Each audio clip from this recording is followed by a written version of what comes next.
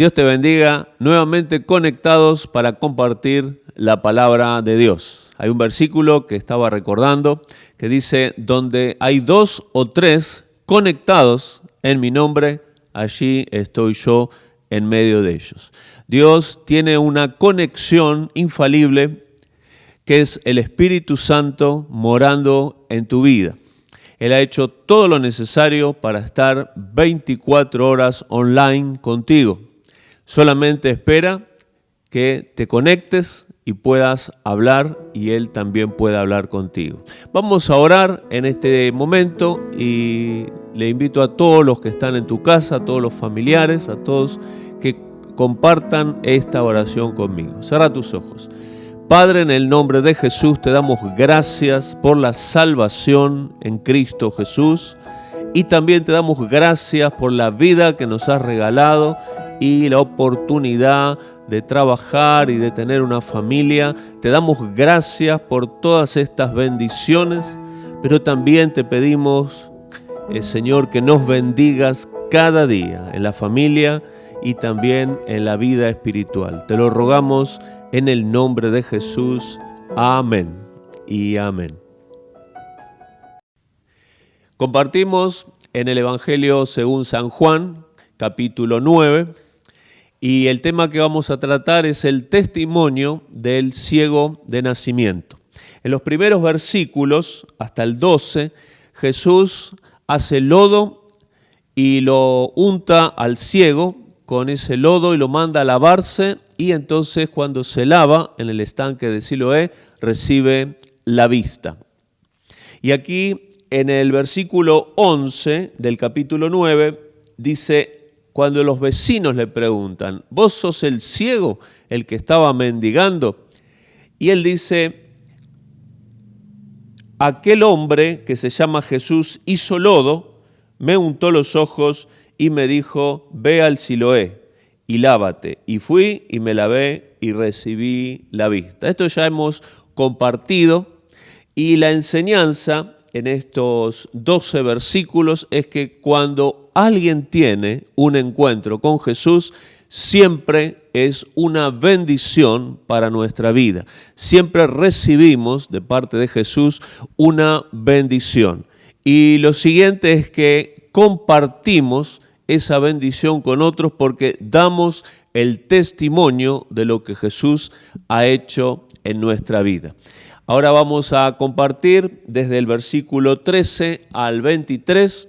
Dice así, llevaron ante los fariseos al que había sido ciego, y era día de reposo cuando Jesús había hecho lodo y le había abierto los ojos.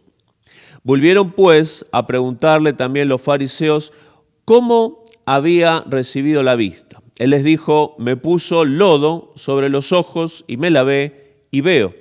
Entonces algunos de los fariseos decían, este hombre no procede de Dios porque no guarda el día de reposo. Otros decían, ¿cómo puede un hombre pecador hacer estas señales? Y había disensión entre ellos. Entonces volvieron a decirle al ciego, ¿qué dices tú del que te abrió los ojos? Y él dijo que es profeta. Pero los judíos no creían que él había sido ciego y que había recibido la vista, hasta que llamaron a los padres del que había recibido la vista y le preguntaron diciendo, ¿es este vuestro hijo, el que vosotros decís que nació ciego? ¿Cómo pues ve ahora? Sus padres respondieron y le dijeron, sabemos que este es nuestro hijo y que nació ciego, pero cómo vea ahora no lo sabemos, o quién le haya abierto los ojos nosotros tampoco lo sabemos. ¿Edad tiene? Preguntadle a él hablará por sí mismo. Esto dijeron sus padres porque tenían miedo de los judíos, por cuanto los judíos ya habían acordado que si alguno confesase que Jesús era el Mesías, fuese expulsado de la sinagoga. Por eso dijeron sus padres, edad tiene, preguntadle a él. Hasta aquí compartimos la palabra del Señor.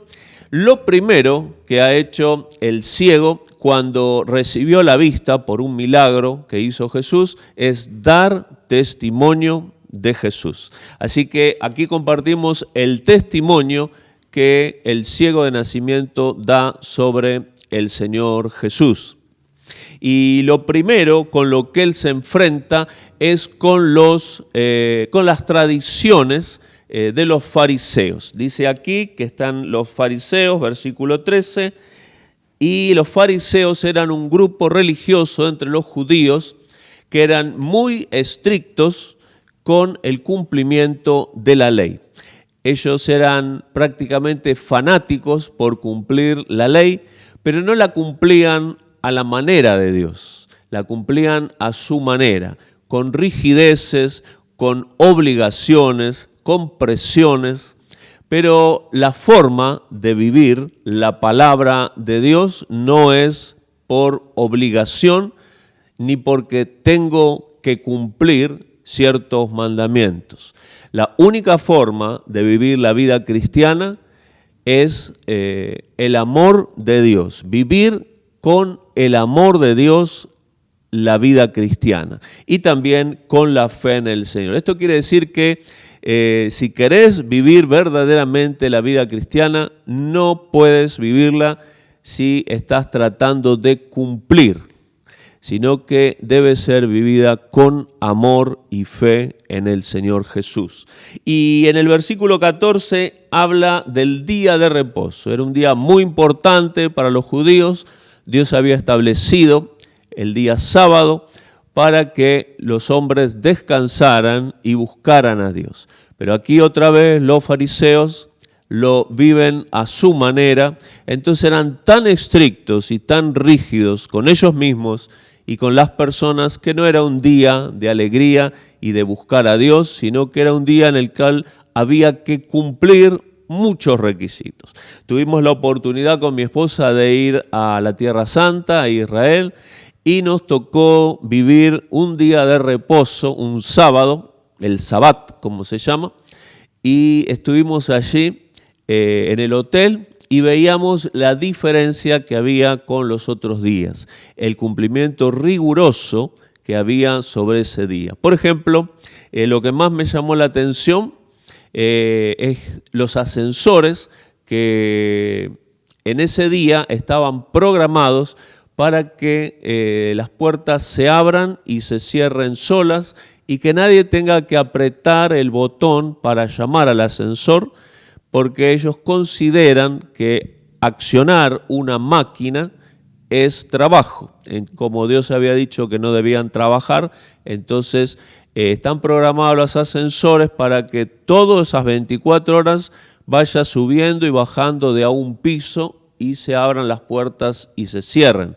Entonces, cuando quieren subir al ascensor, solamente esperan que llegue, se abre la puerta sola, entran, se cierra la puerta sola y va subiendo piso por piso para que todos lleguen a su casa. Pero ese es un cumplimiento rígido que no tiene que ver con el principio de guardar un día o de descansar, ¿sí? Porque el principio era descansar del trabajo cotidiano y buscar a Dios. Entonces vemos que esta rigidez hace que la vida cristiana no se pueda vivir en plenitud. La única manera de vivir la vida cristiana es que podamos hacerlo con amor y fe al Señor.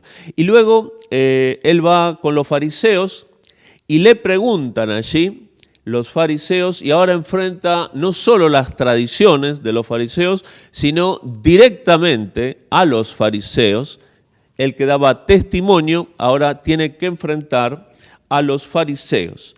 Y en el versículo 15, él da testimonio y dice, me sanó. Jesús me sanó. Y explica otra vez cómo fue la sanidad. El versículo 17 le preguntan, ¿y qué decís vos de este hombre que decís que te sanó? Y él dijo que Jesús es profeta. Así que el testimonio del ciego era claro, me sanó Jesús y Jesús es un profeta. Y en el versículo 16 se ve la actitud rígida de los fariseos, que ellos dicen, hizo un milagro tremendo, pero no guarda el día de reposo, entonces no puede venir de Dios. Y otros de los fariseos decían, pero hizo un milagro grande, entonces sí viene Dios. Y estaban en la discusión porque ellos no creían que Jesús era el Hijo de Dios. No creían que Jesús podía sanar a este ciego de nacimiento. Yo recuerdo, hace unos años tuve un alumno en el seminario que él no creía en algunas sanidades porque le parecían un poco extravagantes, como hemos mencionado en otro momento, y cuando algún predicador ora por una persona que tiene una pierna o un brazo muy corto, a veces vemos personas que tienen la pierna 10 centímetros más corta, o un brazo también más corto, y entonces él dice, no, eso es la quiropraxia, que nos estiran las articulaciones. Bueno, eso es cierto, puede pasar, es parte de la ciencia médica, pero estamos hablando cuando son 5, 10 centímetros más corta la pierna por un problema. Entonces contaron ese testimonio en el seminario que había personas así con las piernas o los brazos más cortos y fueron sanados y Dios le acomodó los miembros para que sean iguales y él no creía. Entonces después oraron por todos los que tuvieran algún problema similar y algunos dieron testimonio de que sucedió lo que estaban anunciando y él todavía no creía hasta que se dio cuenta que uno de sus brazos estaba más largo que el otro. Él usaba camisa, entonces por la manga de la camisa se dio cuenta que un brazo lo tenía más largo que el otro porque le quedaba esa manga de la camisa corta. Entonces él ahí tomó conciencia de que Dios estaba enseñándole la fe. Entonces él lo compartió y todos, se rieron porque le quedaba un brazo más largo que el otro, pero después pidió oración para que Dios le acomode el brazo. Y entonces los hermanos oraron y Dios le acomodó el brazo, pero con una cuota de humor, porque no le acortó el brazo que estaba demasiado largo, sino que le estiró el otro brazo, de manera que ahora las dos mangas de la camisa le quedaban cortas. Y él sabía que su camisa le andaba bien, pero ahora, después de la oración, la camisa le quedaba corta.